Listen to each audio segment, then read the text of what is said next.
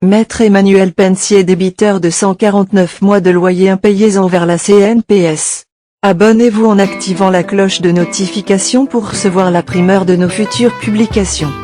L'avocat se retrouve dans une situation difficile. Il doit environ 34 millions à la CNPS. Christian Beaumont est lui aussi cité dans une affaire pareille. L'avocat camerounais Emmanuel Pensier se retrouve au cœur d'un gros scandale. Le communicant du RDPC, parti au pouvoir, doit près de 34 millions de francs CFA à la Caisse nationale de prévoyance sociale, CNPS. Cette somme constitue 149 mois de loyer impayés. Attendu que cabinet Pensier Parthenay ne saurait nier ni disconvenir que suivant son contrat de louage du 11 août 1994, la CNPS mettait à sa disposition le local lui appartenant en pleine propriété et faisant partie de son patrimoine situé au lieu-dit Tour du Goury, moyennant un loyer mensuel de 225 000 francs.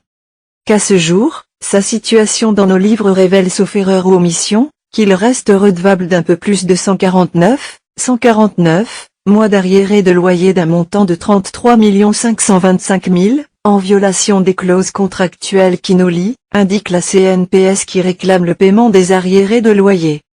L'avocat défenseur de Paul Biya n'a pas encore réagi à cette affaire qui ternit son image.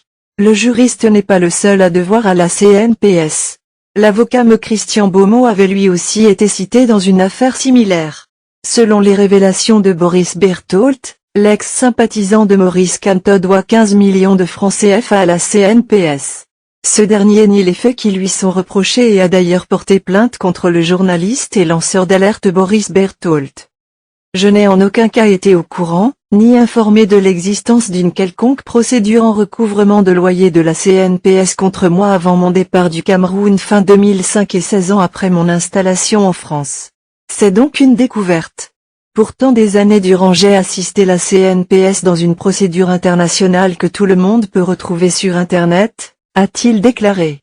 On se souvient encore de la pire façon avec laquelle il avait jeté sa pauvre ménagère à qui il payait un salaire de 40 000 francs en cellule prétextant d'un présumé vol de 400 000 francs. Décidément, chaque personne qui milite au RDPC draine des casseroles qui l'obligent à garder sa fidélité à vie à l'homme lion. Sinon, veuillez prendre 3 secondes pour liker la vidéo et la partager. N'oubliez pas de vous abonner à la chaîne YouTube Boudman, sur le site www.camertv.info. À bientôt pour de nouvelles publications.